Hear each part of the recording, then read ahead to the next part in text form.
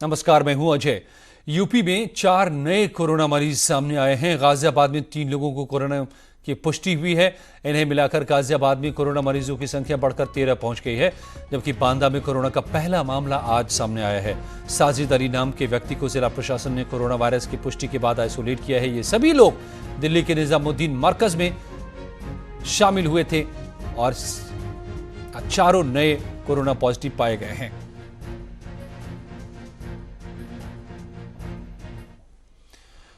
तो चलिए आपको अब दिखाते हैं कोरोना से जुड़ी 10 बड़ी खबरें इस वक्त की। दुनिया में 10,39,000 लोग कोरोना से पीड़ित अब तक हो चुके हैं। 55,000 से ज्यादा लोग कोरोना की वजह से बेमौत मारे गए हैं। 181 देश कोरोना की चपेट में आ चुका है। भारत में 2,567 लोग कोरोना की चपेट में आ चुके हैं। भारत में अब तक 72 लोगों की मौत हो चुकी है। 192 लोग अब तक सही सलामत कोरोना को हराकर घर भी लौटे हैं। यूपी में कोरोना मरीजों की संख्या 174 हो गई है। एक दिन में 53 मरीजों की संख्या बढ़ी है। यूपी में अब तक 2 लोगों की मौत हुई है कोरोना से और कुल कोरोना पॉजिटिव 121 यूपी में अब तक पाए गए हैं। 3 लोगों को चिन्हित करते हुए 897 लोग ऐसे हैं जिनका चिकित्सकीय परीक्षण करा दिया गया है। 16 जनपदों में 35 एफआईआर दर्ज कर दी गई है और अब तक हमारे प्रमुख सचिव स्वास्थ्य बताएंगे लगभग 47 लोग ऐसे हैं जो कोरोना पॉजिटिव पाए गए। लखनऊ सदर से मिले कोरोना पॉजिटिव 12 लोग मिलने से के बाद पूरा इलाका सील कर दिया गया है। कोरोना पॉजिटिव मरीज बलरामपुर शिफ्ट किए गए हैं। बड़ी खबर, लखनऊ सदर से कोरोना के 12 मरीज पॉजिटिव मिले हैं। अब इन्हें लखनऊ से बलरामपुर अस्पताल में शिफ्ट किया गया है। अस्पताल में इन्हें आइसोलेट किया गया है। मरीजों के संपर्क में आए लोगों की तलाश अब की जा रही है। एक साथ 12 लोग कोरोना सदर में पॉजिटिव पाए गए हैं। कौन है ये लोग? लगातार जमातियों के पॉजिटिव होने की खबरें आ रही हैं।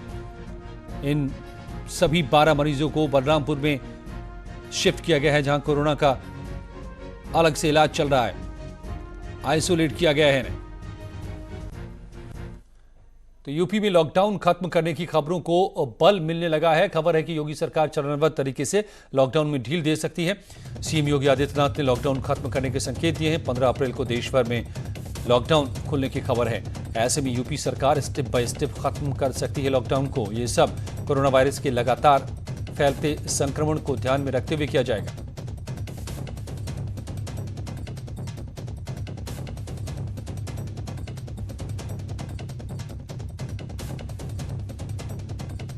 तो लखनऊ के सदर बाजार इलाके को प्रशासन ने पूरी तरह से सील कर दिया है। 12 मरीज यहां के एक मस्जिद में मिले दरअसल, जिसके बाद मस्जिद के साथ साथ इलाके को भी पूरा सील किया गया है। ऋषभ मणि हमारे संवाददाता ग्राउंड जीरो के हालात दिखा रहे हैं। इलाके कसाईबाड़ा में इसी मस्जिद में 12 कोरोना पॉजिटिव केस मिले हैं, जिसके बाद लखनऊ पुलिस प्रशासन और स्वास्थ्य विभाग ने तेजी पकड़ ली है। कैंटोनमेंट बोर्ड की गाड़ियां आ चुकी हैं। इस पूरे इलाके को सैनिटाइज किया जा रहा है। आप देख सकते हैं किस तरह से सैनिटाइज करने के लिए बाकायदा कैंट बोर्ड के जो कर्मचारी हैं उन्होंने यूनिफॉर्म पहनी हुई है, अपने आप को कवर किया हुआ है और साथ ही साथ सैनिटाइजेशन का काम शुरू कर दिया है। ये हरे रंग की जो मस्जिद सामने दिख रही है, यहीं पर 12 युवक कोरोना पॉजिटिव पाए गए हैं, जो सहारनपुर के रहने वाले बताए जाते हैं और बीते कुछ दिनों से इसी इलाके में आके रह रहे थे।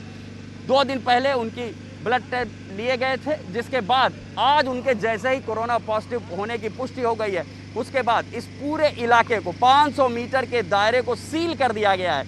यहाँ पर किसी के भी आने जाने पर पूरी तरह से प्रतिबंध लागू कर दिया गया है और हर घर को, हर दुकान को सैनिटाइज करने के आदेश दे दिए गए हैं। इस आदेश के बाद ही कैंटोनमेंट बोर्ड की टीम, नगर निगम की, स्वास्थ्य विभाग, पुलिस विभाग, ट्रैफिक, सबकी संयुक्त टीमें इस पूरे इलाके में कार्रवाई करती हुई दिखाई दे रही हैं। आप देख सकते हैं ये कैंट बोर्ड की टीम है जो इस पूरे इलाके को सैनिटाइज करने का काम शुरू कर चुकी है। उस मस्जिद के करीब पहुंच चुकी है जहां पर ये 12 कोरोना पॉजिटिव केस पाए गए थे। कैमरामैन उपेंद्र यादव के साथ ऋषभ मणि त्रिपाठी, न्यूज़ 18 लखनऊ। और लगातार कोरोना के मरीजों की तादाद फिर से एक बार बढ़ती नजर आ रही है और इससे सरकार से लेकर जनता तक में चिंता दिखाई दे रही है। आपको दो तस्वीर दिखा रहे हैं। प्रतापगढ़ की पहली तस्वीर जहां पर 3 कोरोना मरीज मिलने से हड़कंप मच गया। डीएम के मुताबिक दिल्ली के निजामुद्दीन के मरकज में 11 तबलीगी जमात के लोग शामिल हुए थे, जिनमें से 3 लोगों में कोरोना पॉजिटिव पाया गया है, जबकि और बाकी लोगों के जांच सैंपल के लिए भेजे गए हैं।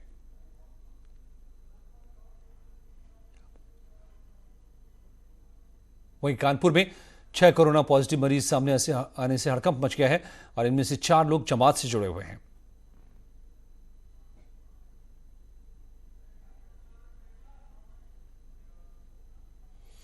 और दिल्ली के मरकज में शामिल होने के बाद तबलीगी जमात के 2 लोगों में कोरोना पॉजिटिव पाया गया है और इन्हें जौनपुर प्रशासन ने आइसोलेट किया है। इन मरीजों के सामने आने के बाद जिला प्रशासन सतर्क हो गया है। पुलिस के मुताबिक 14 मार्च को महामना एक्सप्रेस ट्रेन से 14 बांग्लादेशी और एक पश्चिम बंगाल और रांची के साथ जौनपुर लौटे थे लोग यहाँ से, जो सराय ख्वाजा इलाके में एक मकान में छिपकर रहते थे। लेकिन मुखबिर की सूचना पर पुलिस ने सभी को पकड़ लिया और कॉलेज में अलग थलग कर उन्हें क्वारंटीन किया गया है और इनकी सैंपल जांच के लिए भेजे गए हैं, जिनमें से 14 लोगों की जांच रिपोर्ट नेगेटिव आने से प्रशासन ने राहत की सांस ली है। लेकिन 2 लोगों में कोरोना पॉजिटिव मिलने के बाद प्रशासन अब चौकस हो गया है।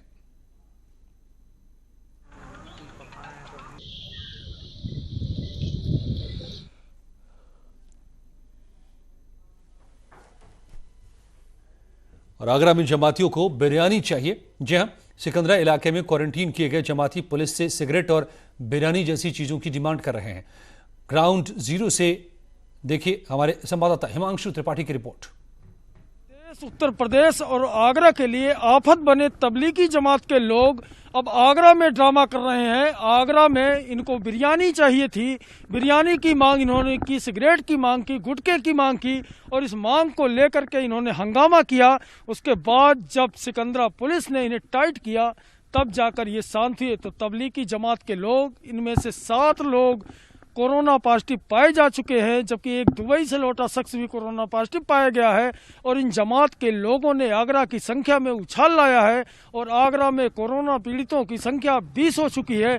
लेकिन इनका नित नया ड्रामा जारी है और इसी ड्रामे को कंट्रोल करने के लिए यहाँ पर पुलिस बल लगाया गया है। तो आगरा के इन जमातियों के लिए सख्ती बरती जा रही है, चूँकि सीएम योगी का निर्देश है कि अब इन पे सख्ती बरती जाए और इनके किसी भी हंगामे को किसी भी सूरत में बर्दाश्त नहीं किया जाएगा।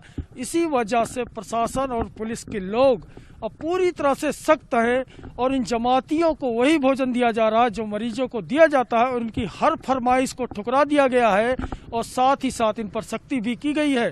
कैमरामैन बंटी के साथ हिमांशु त्रिपाठी, न्यूज़ 18 आगरा। और मंत्री श्रीकांत शर्मा ने तबलीगी जमात के लोगों पर हमला किया है। श्रीकांत ने कहा है कि जमात के लोग गुनाह कर रहे हैं, उन्हें हर किसी भी तरह छिपना नहीं चाहिए। लोग गुनाह पर गुनाह कर रहे हैं और कोरोना वायरस को पूरे देश में फैलाने का काम कर रहे हैं। ये बहुत शर्मनाक है। पहला गुनाह आपको जानकारी थी, उसके बावजूद भी निजामुद्दीन में आप इकट्ठे हुए। दूसरा गुनाह, आप बीमार थे, आपको जानकारी थी, फिर भी वहां से भागने की कुछ लोगों ने कोशिश की। और इस वक्त की सबसे बड़ी खबर उत्तराखंड से आ रही है। यहां पर जमातियों ने हड़कंप मचा दिया है। उत्तराखंड में 6 नए जमाती कोरोना पॉजिटिव पाए गए हैं। देहरादून में 5, उधम सिंह नगर में 1 और पॉजिटिव कोरोना पेशेंट। उत्तराखंड में अब तक कुल 16 मामले सामने आ चुके हैं पॉजिटिव कोरोना पेशेंट के और 6 मामले एक साथ। दीपांकर भट्ट हमारे संवाददाता मेरे साथ जुड़ गए हैं। दीपांकर, ये कौन लोग हैं, कैसे 6 लोगों में एक साथ यहां कोरोना पाया गया है? इसकी वजह 296 जमाती अभी क्वारंटाइन किए गए हैं पूरे उत्तराखंड में और इनके जो सैंपल लिए गए थे तो कल 3 जमाती उधम सिंह नगर में पॉजिटिव आए थे, आज एक उधम सिंह नगर में और 5 देहरादून में। तो देहरादून जो राजधानी है और कुल मिला के मैदानी इलाके, खासतौर पर जो मैदानी डिस्ट्रिक्ट उधम सिंह नगर, देहरादून, हरिद्वार, यहाँ अब चिंताएं बढ़ रही हैं। सैंपल आज 144 सैंपल गए, सैंपल्स का नंबर बढ़ रहा है। आज जमातियों की बदतमीजी की खबरें यहाँ दूर हॉस्पिटल से आई हैं और जगहों से सामने आई है। तो कुल मिलाकर जमाती अब बड़ी मुश्किल उत्तराखंड के लिए बनते जा रहा है। बिल्कुल, ये अपने आप में लगातार अब देखिए कि एक नया सिलसिला सा चल पड़ा है। हर जगह से जमाती पॉजिटिव निकल रहे हैं जहां भी हैं, और ये छिपे हुए हैं, बदतमीजी कर रहे हैं। आज काशीपुर में तोड़कर खिड़की को भाग खड़े हुए कुछ जमाती, और 6 नए मामले देहरादून में कोरोना के 5 नए जमाती, ये सभी के सभी जमाती, और उधमपुर में भी एक, इस वक्त बता रहे थे हमारे संवाददाता दीपांकर भट्ट। और कन्नौज से खबर, जहां एक ही घर से नमाज पढ़कर निकल रही भीड़ ने पुलिस टीम पर हमला कर दिया। हमले में एलआईयू सिपाही सहित 2 पुलिसकर्मी गंभीर रूप से घायल हो गए। दरअसल लॉकडाउन के उल्लंघन की खबर पर पहुंची पुलिस नमाजियों का वीडियो बना रही थी। इसी दौरान भीड़ ने हमला कर दिया और एलआईयू सिपाही की बाइक को भी बुरी तरह से तोड़ डाला। इस मामले में एसपी का कहना है कि कुछ लोगों को अब गिरफ्तार किया गया है और बाकी लोगों की तलाश की जा रही है। साबिर नाम का व्यक्ति है, उसके घर पे करीब 25-30 लोग इकट्ठे हुए थे और सामूहिक रूप से नमाज पढ़ रहे थे। उसी समय लॉकडाउन को क्रियान्वित करने के लिए जो हमारी टीम है, गश्ती दल, एक सब इंस्पेक्टर के नेतृत्व में 4-5 कांस्टेबल वगैरह थे, ये लोग वहां पे पहुंचे और इन लोगों ने जब नमाज पढ़ने के बाद वो लोग निकल रहे थे तो पूछताछ शुरू की और वीडियो बनाना चाहा। उसी पे वहां पे जो लोग थे वो हमलावर हो गए और फावरे और कुल्हाड़ी से हमारे जो जवान थे वहां पे उस पर अचानक हमला बोल दिया। कुछ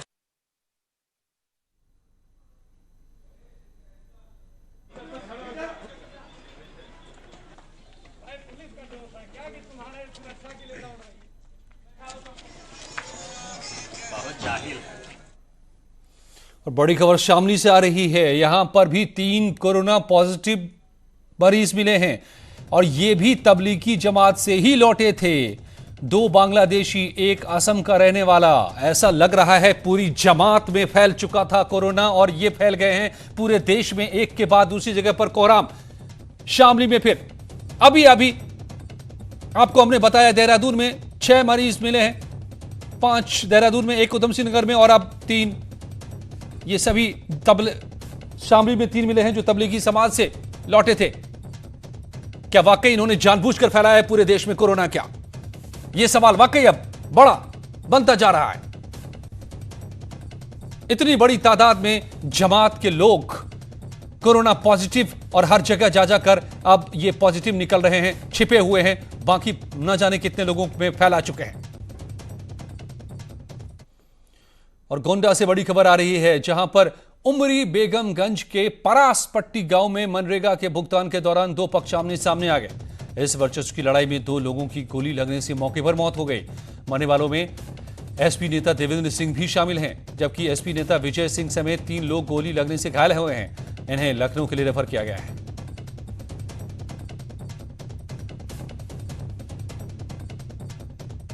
मरने की मौत हो गई और 4 लोग घायल हैं, इनको रेफर कर दिया गया है। लोग लखनऊ जा रहे हैं और इनके साथ मेरी सुरक्षा पुलिस टीम जा रही है। मौके पर जिलाधिकारी और पुलिस अधीक्षक मौके पर है और मैं भी हो जा रहा हूँ। विस्तृत विवरण लेकर हम लोग कार्रवाई करने जा रहे हैं। और 2 लोगों की जो है। और पीएम ने संदेश देकर कोरोना के खिलाफ जारी जंग में 5 अप्रैल को रात 9 बजे मोमबत्ती दिया जलाने की अपील की। पीएम ने कहा है कि लोग घरों की लाइटें बंद करके 9 मिनट के लिए बालकनी या दरवाजे में आ जाएं और देश में कोरोना से आए अंधकार को इस प्रकाश से दूर करें।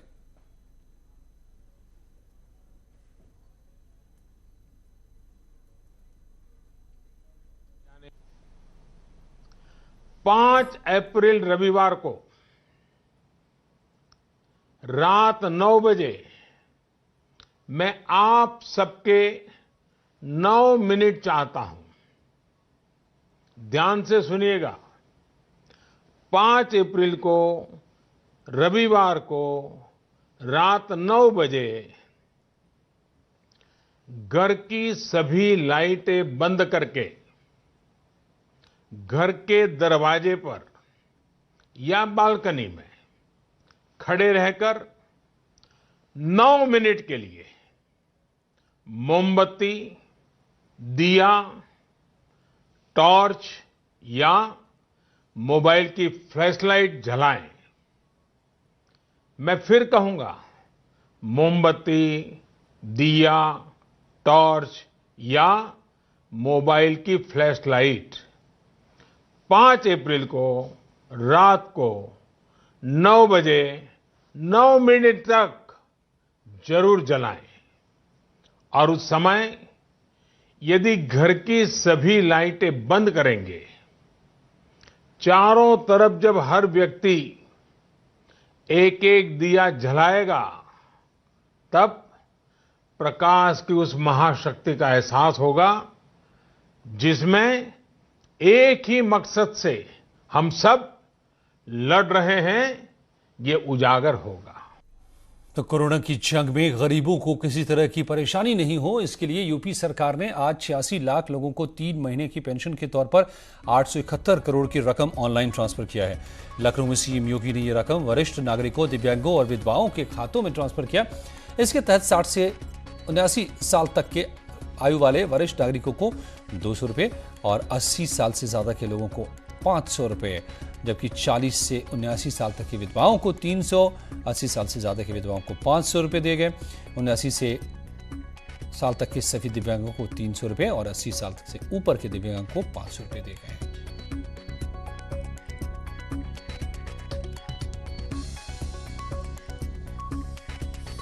सलोनी साहू, आपको पेंशन मिलती है? जी सर, टाइम से पहले मिल जाएगी। आज आपको हम लोग एक साथ 2 महीने का पेंशन एक साथ आपके अकाउंट में भेज रहे हैं। Thank you so much sir, I am so thankful to you.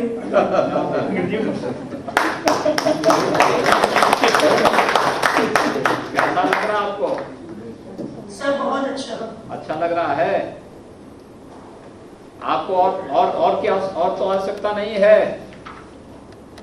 Ji sir, मैं सीए कर रही थी तो मुझे थोड़ा सा प्रॉब्लम हो रहा था आपका पेंशन की वजह से, मेरी एग्जाम फीस में बढ़। और इस वक्त बड़ी खबर आ रही है नोएडा से, जहां पर आज रात नोएडा के सभी एटीएम की जांच की जाएगी। ये बड़ी खबर निकल कर आ रही है। इस वक्त एटीएम को सैनिटाइज भी किया जा सकता है। नोएडा के हर एक एटीएम की जांच होगी, सैनिटाइज किया जाएगा।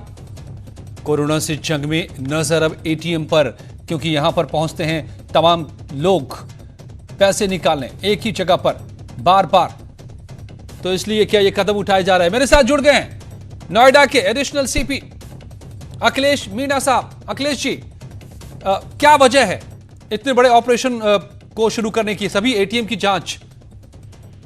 एटीएम की जांच, एक लॉकडाउन का समय चल रहा है, इसमें कुछ एटीएम अपने बैंकों ने बंद भी किए, कुछ खुले हैं, तो ये दोबारा से एक सुरक्षा की दृष्टि से कि किन किन एटीएम पे सुरक्षा हमें और मजबूत करनी होगी और कहाँ गार्ड्स अवेलेबल हैं, कहाँ पुलिस को लगाना है, एक तरह से सुरक्षा को चाक चौबंद करने के लिए। और दिन में ये भी देखना है इसके माध्यम से कि यहाँ जो लोग आ रहे हैं वो कोई मतलब और गतिविधियों में संलिप्त तो नहीं है। जैसे कई बार होता है आदमी की अपना सलाइवा लगा जाता है एटीएम पे, इस तरह से कट जाता है, तो वो उससे एक प्रोटेक्शन के लिए, उसको ध्यान रखने के लिए कि कोई आदमी जो पैसे निकालने आ रहा है पैसे ही निकाले, कुछ और गतिविधियों में शामिल ना होगा। इसके लिए एक असेसमेंट हो जाएगा कि कितने ऐसे हैं जहाँ अपने सेल्फ गार्ड हैं और कितनी ऐसी जगह हैं जहाँ पुलिस द्वारा गार्डिंग की जा सकती है, या गार्ड ज्यादा संख्या हुई तो पेट्रोलिंग की एक व्यवस्था की जा सकती है। तो ये एटीएम की सुरक्षा के साथ साथ जो हमारे जो शहर के निवासी हैं उनकी भी एक सुरक्षा रहे, इसके लिए आज एक असेसमेंट के लिए पूरी रात इसकी चेकिंग कराई जाएगी। इसके अखिलेश जी, तो क्या कोई किसी तरह का इनपुट है क्या इस लॉकडाउन के बीच सूनी सड़कों पर, सूने एटीएम्स में ऐसे तत्व, असामाजिक तत्व भी सक्रिय हो रहे हैं, किसी तरह की कोई जानकारी? ये प्रिकॉशनरी है जानकारी, तो मतलब इस तरह की अभी किसी ने कोई हिमाकत तो नहीं की है, लेकिन फिर भी एक पुलिस अधिकारी के नाते ये है कि आपको सभी पहलुओं पर देखते रहना होता है। तो क्योंकि हमारे बैंक और एटीएम्स में आम आदमी का ट्रांजेक्शन करने के लिए नजदीकी एटीएम्स में जा रहे हैं लोग, बैंक तक कम लोग जाते हैं, पैसे का लेन देन यहीं से वो कर रहे हैं जी। तो एहतियातन इसको एक कदम उठाया गया है। धन्यवाद अखिलेश जी आपका। एडिशनल सीपी नोएडा अखिलेश मीणा बता रहे थे न्यूज 18 को कि तमाम एटीएम को खंगाला जाएगा आज रात नोएडा के भीतर, कि कहीं कोई किसी भी तरह का आपराधिक व्यक्ति कोई शरारत की कोशिश में तो नहीं है। किस तरह की सुरक्षा तमाम एटीएम्स पर है, इसको आज पूरी रात खंगालेगी नोएडा पुलिस। जुमे की नमाज के दिन मस्जिदों में अच्छी खासी भीड़ देखने को मिलती थी, लेकिन कोरोना वायरस के संक्रमण को देखते हुए प्रदेश के लोगों ने प्रशासन का साथ दिया। आज कम ही लोग इन मस्जिदों में दिखे। हालांकि पुलिस ने बड़े बंदोबस्त कर रखे थे। कई मस्जिदों पर ताला लटकता दिखा। बहराइच, बुलंदशहर और सहारनपुर, इन सभी जगहों की तस्वीर आप देख रहे हैं। न्यूज़ 18 ने जब रियलिटी चेक किया तो दिखा कि सन्नाटा पसरा है और बाहर पुलिस की कतारें खड़ी थी तमाम जगहों पर। और कई मस्जिदों पर तो पुलिस ने जाकर ताला लगाया, लोगों को बताया और पुलिस मुस्तैद रही ताकि लोग मस्जिदों में न जुटे एक साथ नमाज पढ़ने के लिए। इस बीच दारुल उलूम देवबंद ने लोगों से घरों में नमाज पढ़ने की अपील की थी। इसका असर भी दिखा। सहारनपुर में और भी जगहों पर कई मौलानाओं ने अपील की लोगों से घरों में रहकर ही नमाज पढ़ने की।